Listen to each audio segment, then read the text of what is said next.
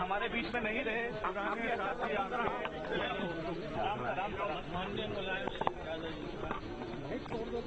वो नेता के नाम से सारी दुनिया जानती है, नहीं रहे हम लोग के बीच में।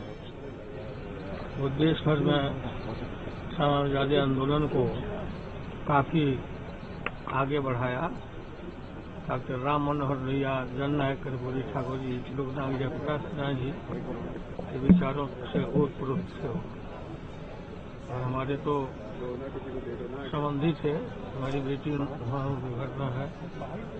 हमको ये घटना याद है कि जब हम लोग गए तिलक चढ़ाने, तो नेताजी बिहार भर के जितने लोग गए थे सबके लिए अलग अलग इंतजाम करना, अतिथि सत्कार उनके मन में पूरा भरा हुआ था।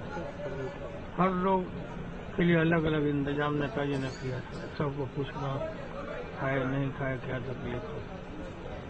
ईश्वर से प्रार्थना है, मैंने अखिलेश जी से बात किया, डिप्टी चीफ मिनिस्टर जाएंगे, हम चूंकि सिंगापुर जा रहे हैं, तो हम लोग भगवान से प्रार्थना करते हैं कि उनकी आत्मा को शांति दे, अखिलेश जी और उनके पूरे परिवार को ताकत दें घटना को सहने के लिए। वो बड़े भारी आदमी थे, बड़े आदमी। आप भी काफी भावुक हो रहे हैं। काफी मतलब सुबह से मैं बिल्कुल जा रहा हूँ, हम लोग का कॉन्फ्रेंस था, वहाँ कॉन्फ्रेंस करके खत्म हो गया। आप अपना स्वास्थ्य का ध्यान रखें और फिलहाल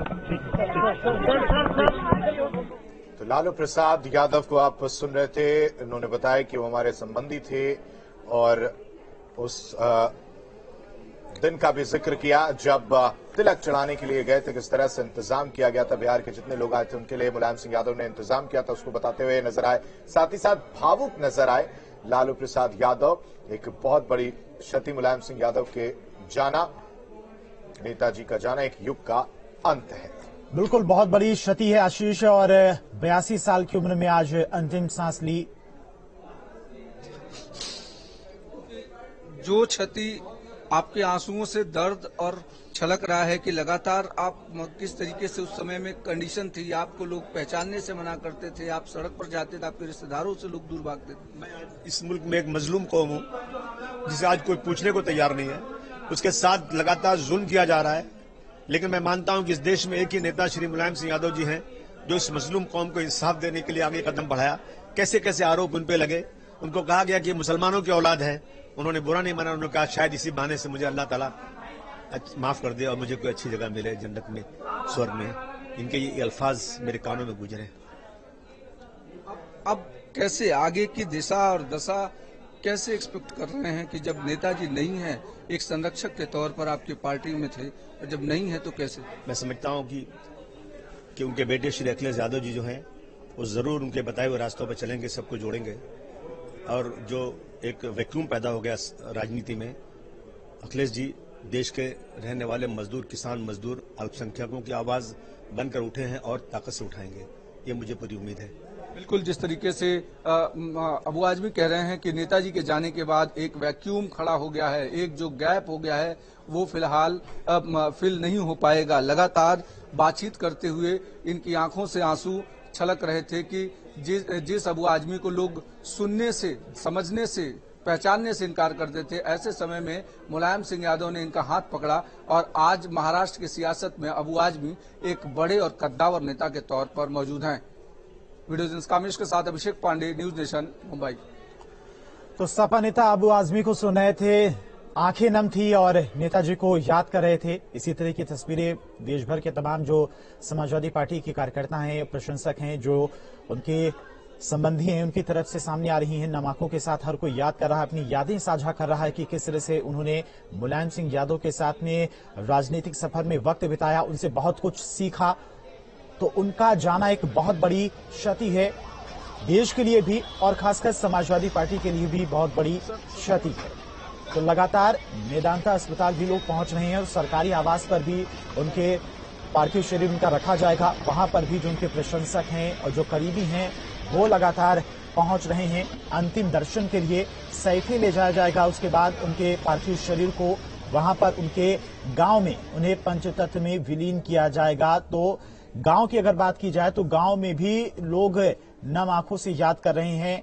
अभी परिवार के कुछ लोगों से जब बातचीत हमारे संवाददाता ने की तो वो तस्वीरें भी आपको दिखा रहे थे कि किस तरह से जो गांव की महिलाएं थी वो रो रही थी, नम आंखों से नेताजी को याद कर रही थी, कह रही थी कि बहुत अच्छे थे, व्यवहार उनका बहुत कुशल था, बहुत अच्छा था और इसी वजह से वो लगातार चुनाव जीतते रहे, 3 बार उत्तर प्रदेश के मुख्यमंत्री बने, जनता का प्यार लगातार उन्हें मिलता रहा, जनता से जुड़ाव उनका बहुत ज्यादा था।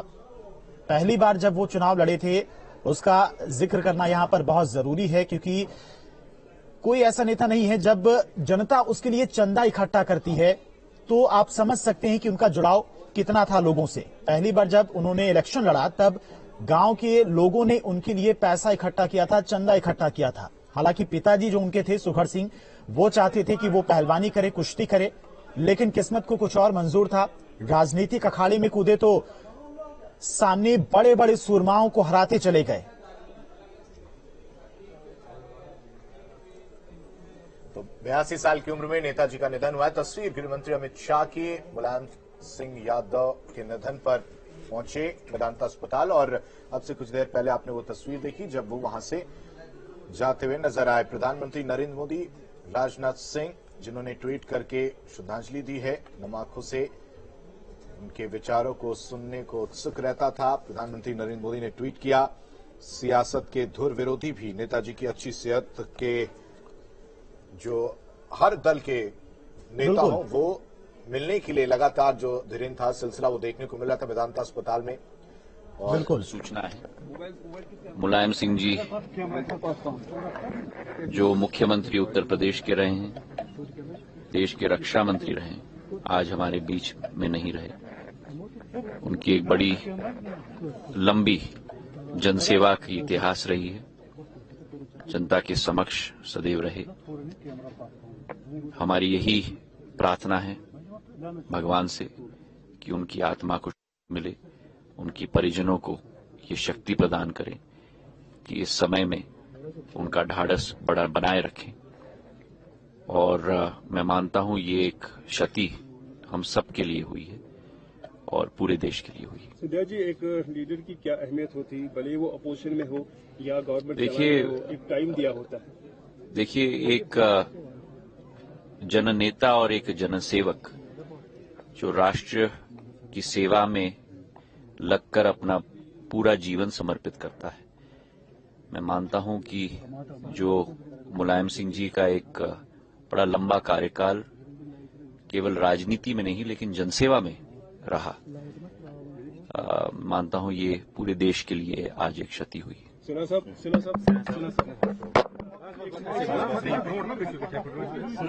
आपने काफी नजदीक से जाना है मुलायम सिंह यादव जी को, आपकी बात के लिए पर्सनली आप कैसा फील कर रहे हैं, कैसा साथी बिछड़ना जिसका एक कंट्रीब्यूशन है देश की खिदमत में? मुलायम सिंह जी का निधन भारतीय राजनीति के लिए एक अपूरणीय क्षति है। मैं ईश्वर से प्रार्थना करता हूं कि उनकी दिवंगत आत्मा को शांति दें, उनके परिजनों को शक्ति दें ताकि इस दुख को वो झेल सके। लाखों उनके समर्थक, मैं उम्मीद करता हूं कि मुलायम सिंह जी के जनसेवा के दिखाए हुए रास्ते पर चलेंगे और उत्तर प्रदेश और देश के लोगों की अपेक्षाओं को पूरा करने में अपना योगदान देंगे। Thank you. तो हर कोई नम आंखों से उन्हें याद कर रहा है, श्रद्धांजलि दे रहा है। कद उनका इतना ऊंचा था कि हर राजनीतिक दल के लोग उन्हें याद करें। प्रधानमंत्री मोदी ने भी अपने संबोधन में उनका जिक्र किया कि किस तरह से जब उनकी मुलाकात होती थी तो कौन कौन सी बातें होती थी, उनका आशीर्वाद अक्सर वो लिया करते थे, फोन पर हालचाल लिया करते थे। हॉस्पिटल में जब उन्हें 2 अक्टूबर को एडमिट कराया गया था, उसी के बाद से ही पूरे देश भर में दुआओं का दौर शुरू हो गया था। लगातार जो तमाम कार्यकर्ता थे वो हॉस्पिटल पहुंच रहे थे, उनकी सेहत को लेकर जो मंदिर थे, मंदिरों में हवन पूजन किया जा रहा था, मस्जिदों में दुआएं की जा रही थी, लेकिन वो दुआएं आज कबूल नहीं हो पाई और मुलायम सिंह यादव इस दुनिया को अलविदा कहके अब जा चुके हैं लोगों के बीच से। 82 साल की उम्र में नेताजी का आज निधन हो गया है। यूपी में 3 दिवसीय शोक का ऐलान भी किया गया है। प्रधानमंत्री मोदी ने ट्वीट करके उन्हें श्रद्धांजलि दी, उन्हें याद किया, उनके साथ कुछ तस्वीरें भी उन्होंने साझा की हैं। तो राजनीति के जितने भी दिग्गज रहे हैं, जो करीबी रहे हैं मुलायम सिंह यादव के, वो आज उन्हें याद कर रहे हैं। और कद इतना ऊंचा था कि हर कोई उनसे जुड़ा हुआ था।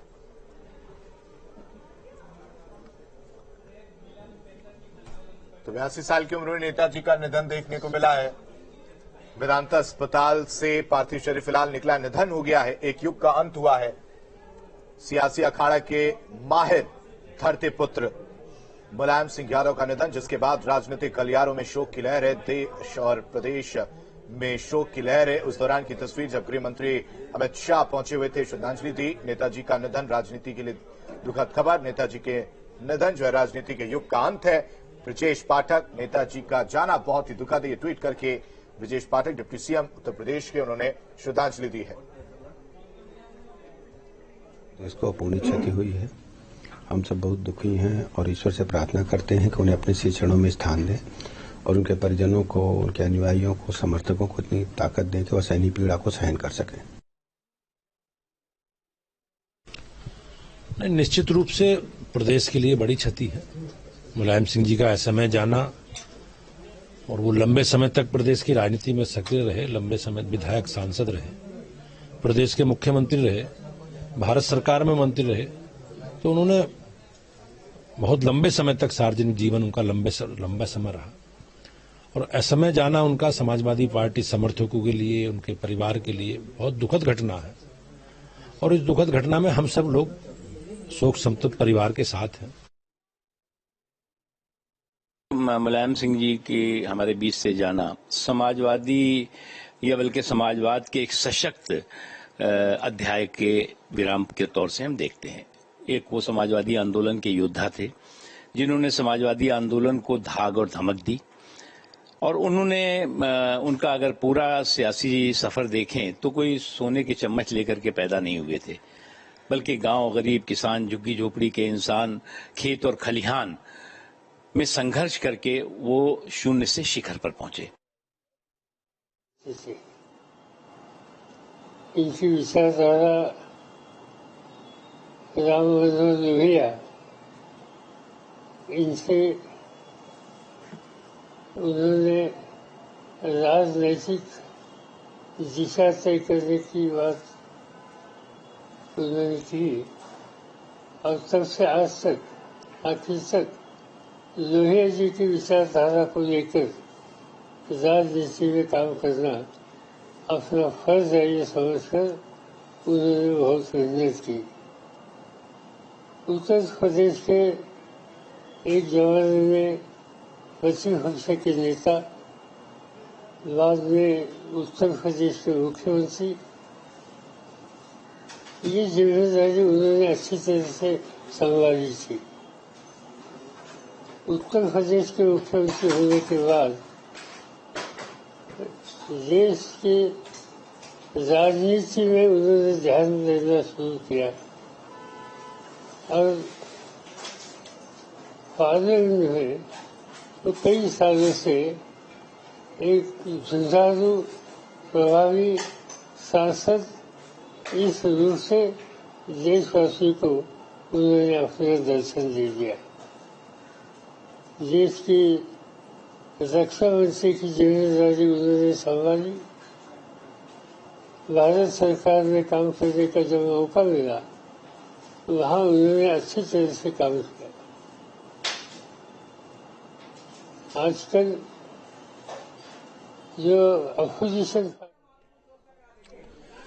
तो साइकिल से निकलकर संसद के सफर तक मुलायम सिंह यादव ने हर मोर्चे पर अपनी साख साबित की। संवाददाता विकास चंद्रा हमारे साथ जुड़ गए हैं। विकास, आज एक बहुत बड़ी क्षति है राजनीति के लिए भी, समाजवादी पार्टी कुनबे के लिए भी। 82 साल की उम्र में सियासी योद्धा मुलायम सिंह यादव का आज निधन हो गया।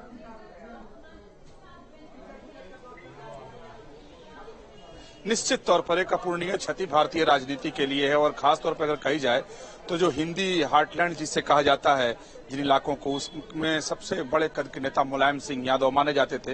एक राजनीतिक गलियारे में एक मुहावरा है जिसको मैं आज बताना चाहूंगा कि कहा जाता है कि अगर राजनीतिज्ञों की और राजनेताओं की अगर सूची बनाई जाए तो 1 नंबर से लेकर 10 नंबर तक सिर्फ मुलायम सिंह यादव होते थे। 11वें नंबर से दूसरे की गिनती शुरू होती थी। तो इस कद के नेता मुलायम सिंह यादव थे। और देखें, मुलायम सिंह यादव उन गिने चुने नेताओं में से एक थे जिनका जन्म आजादी के पहले हुआ था। ये 1939 में मुलायम सिंह यादव का जन्म हुआ था। और दूसरी सबसे बड़ी बात देखें कि मुलायम सिंह यादव के पास कोई लिगेसी नहीं था, किसी बड़े राजनीतिक परिवार में वो पैदा नहीं लिए थे। उसके बावजूद जिस तरह राजनीति में आए उन्होंने अपनी एक छाप छोड़ी।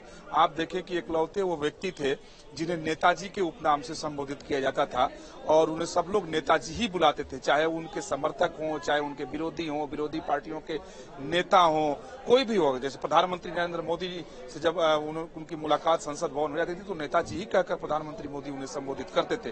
तो एक उनका कद था। और देखे कि जब देश में एक अलग राजनीति की धारा चली जो जिसे कांग्रेस विरोध की राजनीति कहते हैं और अलग अलग राज्यों में अलग अलग छत्रपों निकल कर आए, उन्होंने अपनी अपनी राजनीतिक पार्टियां बनाई और देश में लगभग सभी राज्यों में क्षेत्रीय पार्टी है। लेकिन उन तमाम दलों के बीच में मुलायम सिंह यादव की अपनी एक अलग पहचान थी और एक अलग मजबूती के साथ ही वो राज्य से लेकर के केंद्र की राजनीति तक करते थे। और एक जहां भी जाते थे, जैसा मैंने पहले कहा कि मुलायम सिंह यादव छाप छोड़ते थे। जब रक्षा मंत्री थे और बतौर रक्षा मंत्री जब वो 15 अगस्त के परेड में एक बार गए और 26 जनवरी में भी, तो सामान्य तौर पर लोग जो वहां बड़े सेना के अधिकारी होते हैं उनसे रक्षा मंत्री मुलाकात करते हैं और फिर वहां से निकल लेते हैं। लेकिन मुलायम सिंह यादव जी सीधे निकले और बैंड ग्रुप के पास पहुंच गए कि जो उस परेड मार्च में जो बैंड ग्रुप था वहां उन लोगों से जाकर के उन्होंने बात की, हाथ मिलाया, उनसे हालचाल। इसी वजह से शायद आज पूरा देश नम आंखों से नेताजी को याद कर रहा है। विकास, यहाँ आपके पास अगर अपडेट हो, आप इस वक्त कहां पर मौजूद हैं? साथ ही साथ कितनी देर में मेदांता अस्पताल से जो है पार्थिव शरीर निकल चुका है, कितनी देर में दिल्ली के आवास पर पहुंचेगा? देखिए, मैं उनके दिल्ली आवास जो 16 अशोका रोड है उसी के सामने मैं अभी मौजूद हूँ। अपने सहयोगी से कहूंगा कि जरा दिखाएं। ये उनका सरकारी आवास है 16 अशोका रोड और यहाँ कहें तो एक तरीके से सन्नाटा पसरा हुआ है। कुछ स्टाफ हैं, कुछ सुरक्षाकर्मी यहाँ पर तैनात हैं। लेकिन यहाँ जो जानकारी मिली है उसके मुताबिक मेदांता से उनके पार्थिव शरीर को सीधे सैफई ले जाया जाएगा। पहले ये जानकारी आई थी कि 16 अशोका रोड उन्हें लाया जाएगा, लेकिन जब यहाँ जानकारी जुटाएगी तो उसके मुताबिक उन्हें यहाँ नहीं लाया जा रहा है। ठीक है, हम अपने दर्शकों को अपडेट कर दें। विकास, आपके पास हम वापस आएंगे। इस बीच हम अपने दर्शकों को अपडेट कर दें कि अभी जैसा कि हमारे संवाददाता ने बताया कि जो पार्थिव शरीर है मेदांता से निकलकर सीधे सैफई जाएगा, दिल्ली के अशोका रोड पर नहीं जाएगा। यूपी में 3 दिन का राजकीय शोक घोषित किया गया। फिलहाल अपडेट ये है कि मुलायम सिंह यादव का पार्थिव शरीर सीधे सैफई जाएगा, दिल्ली नहीं ले जाया जाएगा। मेदांता अस्पताल से पार्थिव शरीर सीधे सैफई जाएगा। और क्या कुछ अपडेट आपके पास?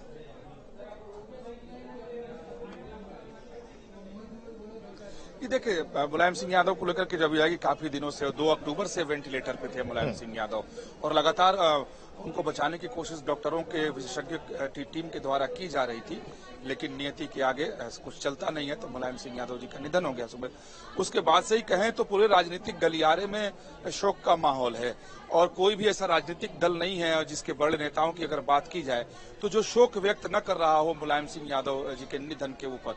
क्योंकि मैं पहले जैसा कह रहा था कि उनके राजनीतिक और व्यक्तिगत संबंध बिल्कुल अलग थे। कोई ऐसा व्यक्ति नहीं है, कोई ऐसा नेता नहीं, बड़ा नेता नहीं, किसी भी दल का हो, चाहे वो दक्षिण भारत का हो, उत्तर भारत का हो, पूरब का हो, पश्चिम का हो, जिससे उनके संबंध न रहे हों।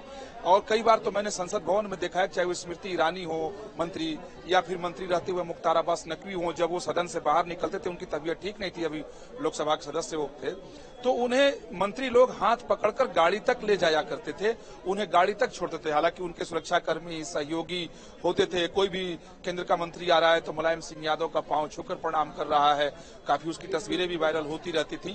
तो ये दिखाता था कि मुलायम सिंह यादव के राजनीति करने का तरीका अलग है, उनके लोगों के साथ जो संबंध बनाने के जो तरीके हैं वो बिल्कुल अलग हैं। इसीलिए शायद मुलायम सिंह यादव को धरती पुत्र कहा जाता है, क्योंकि कहीं भी जाते थे तो वो अपनी छाप छोड़ते थे। ऐसा लग जाता था कि हाँ, ऐसा व्यक्ति आया है जो शुरू से नीचे से उठकर ऊपर आया है। ऐसा नहीं है कि किसी ने उनको ऊपर से भेज दिया हो।